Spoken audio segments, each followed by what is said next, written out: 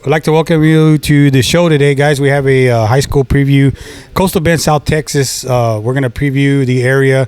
Today we're going to go 5A, 4A, but we're going to start off with the 1A coach since he couldn't make it tomorrow, and then we'll go down the line. We're going to have some coaches rolling in, some coming in a little later, and then so forth. But I'm Javier Guzman with South Texas High School Baseball. This is Marcus Zarate with South Texas High School Baseball. We'd like to welcome you to this special edition of preview episode. We're gonna have some previews of the teams, some forecasts of their, what the outlooks on their teams, their returnees, so forth, their districts. We're gonna talk a lot of baseball today. If you like it, South Texas High School Baseball.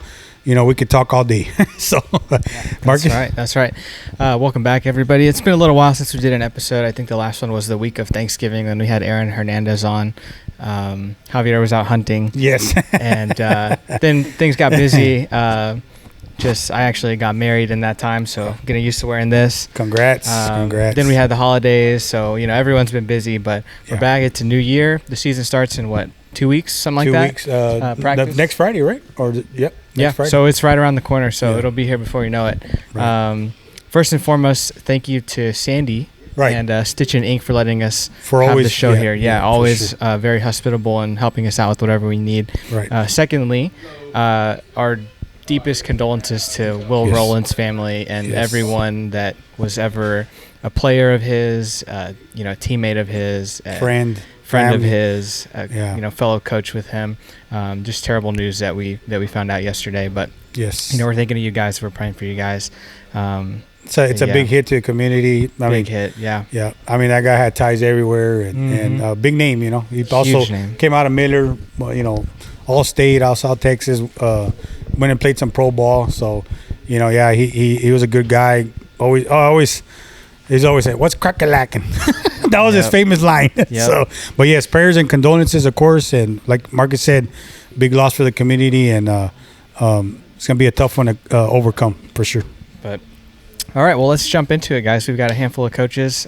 First, who do we have here, Javier? So we have 1A representative out of District 32 1A, right? So we have head coach Nathan Jimenez, and he's going to talk a little bit about his team, what we could be on the outlook for, key returnees, players to watch, what he thinks on his district chances, and going back to the playoffs. Their Benavides has been a pretty decent, consistent program in baseball for the past maybe 15 years, I want to say. So these guys have done a great job over there. Coach, is your second year there or third? Yes, sir. Okay. So we're going to let Coach Jimenez talk a little bit. First thing we want to ask, Coach, well, what's your title at Benavides ISD? What do you do? And what do you teach? And what do you coach? First of all, I do basic ISS and DAEP there at Benavides, but I think what makes up for it is I'm the head football, basketball, and baseball coach there. So, wow. All right. So I stay pretty busy with that. That's a lot on your plate.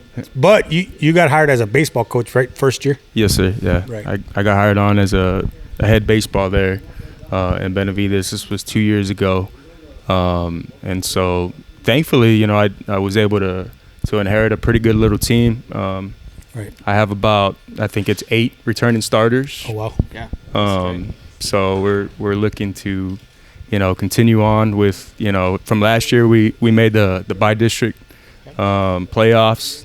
Y'all won by district or y'all lost? No, we lost. Okay. We lost to Pettis. It was the first round. Oh, right. Okay. So, I mean, we're looking to pick up on that this year. So I know the year before that we went to the second round. Right.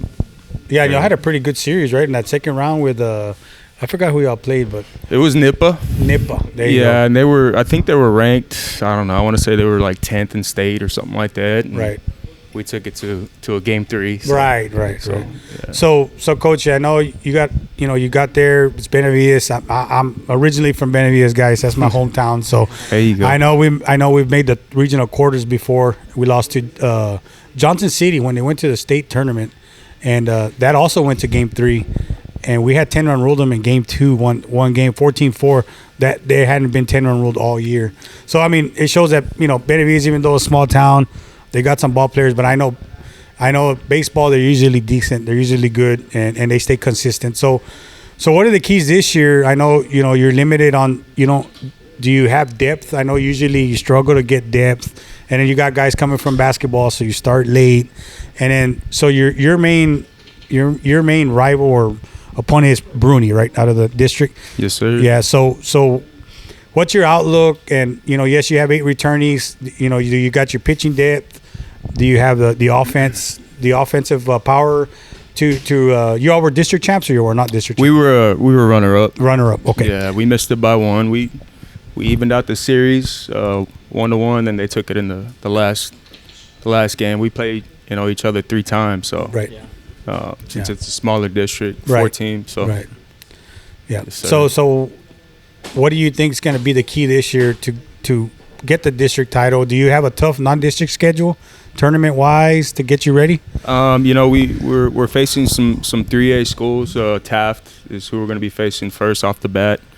We try to throw in bigger schools. Obviously, you can't really play much down lower than 1A since we're the smallest there. But we usually compete pretty tough with these 3As and 2A schools. I know we have Rivera also. Ben Bolt is another one and that's a district that Benavides used to be in, right? I want to say yes, sir. Yes, sir. So the key to competing this year in district, I think overall is just going to be consistency. As far as depth, 8 returning starters, I'm pretty confident in our chances with competing for district. I think Bruni, who took it last year, they have 2 returning starters from that team. So they graduated. Of course, you always got to take care of business and all that. But right. I know those 2 guys are pretty strong. They got that lefty. He throws mid 80s. Oh, wow. For 1A, that's good. Yeah. He's a lefty too. So yeah, lefties are tough, man. And so him, and then I think they have another kid he plays year-round ball. Right. But we have some kids too so who are your top returnees, and who's your players to watch on the Benavides Eagles team this year? Well, we have defensive MVP of last year, Josh Garcia. Right. He threw a no-hitter. He missed it by 1 pitch. Perfect game. Yeah, we needed 1 out. Yeah. He had 2 strikes, and unfortunately they hit a little squibbler, and there was an error that was made. Right. And so but he's a your bulldog. Pitcher, right? Yeah, he's a pitcher. I have Ruben Pena, who was the offensive MVP. He led the district in batting average, and he's pretty consistent. He's strong. I know he plays in some of the leagues there in Alice. And Matt Cadena is another one, and he's been MVP of the district a couple years in a row. Oh wow! Last year he was first team shortstop. So aside from that, we have our all of our outfields coming back. They were all honorable mentions, and they did good. They started out, because we lack sometimes with the experience for some of them, but we work extra hard with a lot of those kids, and there was huge progress from the beginning of the year to the end of the year. So and then you start slow because you got some kids that play basketball, that play baseball. Yeah. So then you get a late start, right? So it's tough. It's tough. Unfortunately, it's a small town. Yeah. So some of the things that we run into is lack of transportation sometimes for those that don't play year round. Most of them are seasonal athletes. Well, they'll play, and they'll Every get a sport. little bit of work, in after school or whatever. But we lack that consistency to, like some of these other schools have here, especially in Corpus area where you have access to a lot of leagues and things facilities like that. And stuff like that. Yes, sir. Yeah, I think Alice opened up another facility, so I think there's 3 now. So. Oh, really? Well, yeah. So Marcus, you got anything for Coach? Yeah, as far as not so much the depth of the team, but I guess the age of the team. Are they upperclassmen? Are they lowerclassmen? Is it a good mix? What do you have this year? We are senior heavy this year. Okay. So a lot of these kids I've had for 2 years, they've started for me as sophomores, so they have that experience. Now I have 5 or 6 seniors right now. Okay. They're all going to be starting for me. But as far as that, aside from that, I do have some juniors and sophomores. I have a couple freshmen that are going to be helping me out this year too. So good. Nice. Do you Nice. guys field enough kids to have a JV team as well? well, that's something that I've pushed for. Okay. You know, Y'all do have the I've junior high wanted- program, right? Yes, yeah. Okay. Well, that's good. Right. We did build up that junior high program a couple years ago. Okay. So thankfully we were able to get that going. Yeah, you that's know. really nice. I remember. I think that was starting when I was going into high school, and I really wish that we had a junior high team, because where I went to school at Skidmore Tynan. Oh, okay. We weren't good at anything. Those guys could have used 2 extra years of ground balls and Yeah, there you that go. kind of thing. Yeah. But yeah, that's really cool to hear. As far as the goal of the season, what's the goal? Is it to win district championship and go 3 rounds in the playoffs? What are you thinking? Yeah. What is What are your you goal? guys? What are you guys capable of That's- doing? Yeah. that- obviously, you want to take district. It'd be nice to get, Right. be district champs. So you get a bye, right? Because I know that the 1A is different from all the formats. They give you all like a first round bye, and then y'all start in the second. So technically, Marcus, on that is they're by district. They go straight to area. There's no by district round, right? Is that what it is? Well, last year they had. Last year they did. Okay, yeah, 'cause- but I know they skip around because I remember y'all's third round was one step further than the regular, right, or something like that. Right. Because I remember you won by district, and you went to regional quarterfinal right away. Quarterfinals, yeah. Okay. So what would have been area, Right. it was regional quarterfinals because Right. of the fact that, Right. it's a smaller. The smaller format, Division. smaller format. Yeah. So, Coach, in saying that, of course, you want to win district. You lost first round last year. You're gonna want to get further than that. Hopefully, compete. So, who are the teams to beat in that region? I know you said NEPA. Are they still? Is it Fayetteville too, right?